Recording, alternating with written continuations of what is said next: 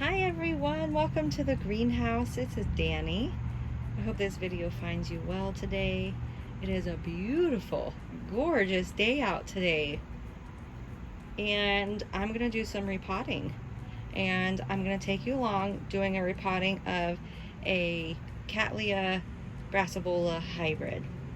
So come along. This is a little seedling I got from eBay around 2 or 3 years ago. 3 years ago. And it bloomed for the very first time. But as you can see, this newest growth is right on the edge. So I want to repot this, and it's a perfect time to repot it.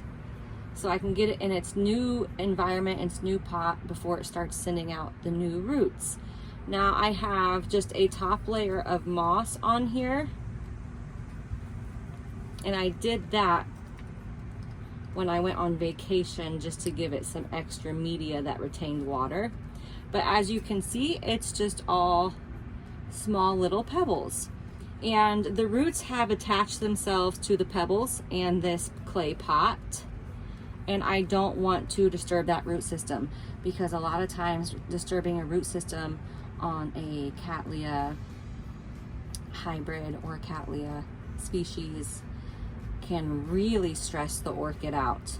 So I really don't want to do that, and that's why I potted it like this, because the pebbles and the rock and the lava rock and the small brick pieces I use aren't going to decay and start molding your roots. So I don't have to do anything to this. And you can set it in a bigger pot, and for some reason, ooh, there's a spider. I don't want to kill it. For some reason, there is a clay terracotta pot shortage around here, and I have not been able to find a terracotta pot that is the next size up for this to fit in. So I'm going to use one of my shallow bulbophyllum pots to put it in, and back you up here so you can see. And I'm gonna butt the oldest growth, which is usually the smallest, up against the back right here. And then I'm gonna fill around with more stone. I have brick pieces, and I'm just gonna fill in with these brick pieces. And so what this will do is, when this new growth starts coming along and getting bigger and then sending out its roots will start reaching over and growing into this pot, along with the new growth in years to come. And then when it's time to up pot, let's call it up potting, because I'm not repotting it, I'm not taking it out, so I'm going to call it up potting. The new growth in years to come will just chug right along and attach itself, and you'll be good to go. So a very, very simple, I'm going to add more brick pieces, but just to show you, so I'm going to add more brick pieces all the way up to right here, but I have to go get more. If you're going to use brick pieces, make sure you rinse them off before adding them to whatever you're going to add them to, because they do have this red powdery,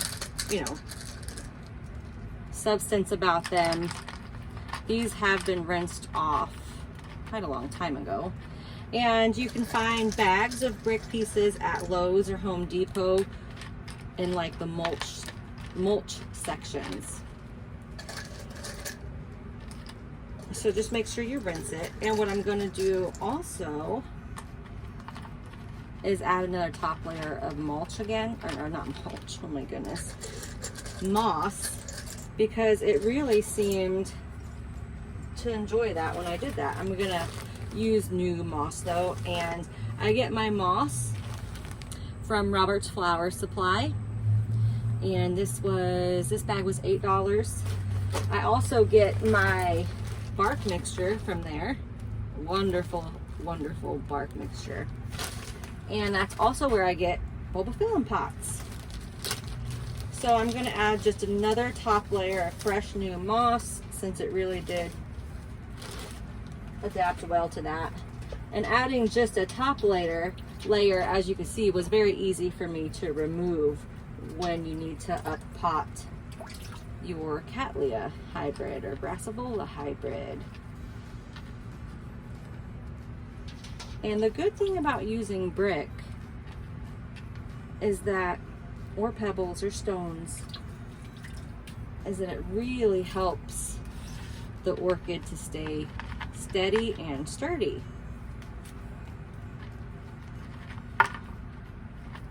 Get back in there. Okay, so it is up potted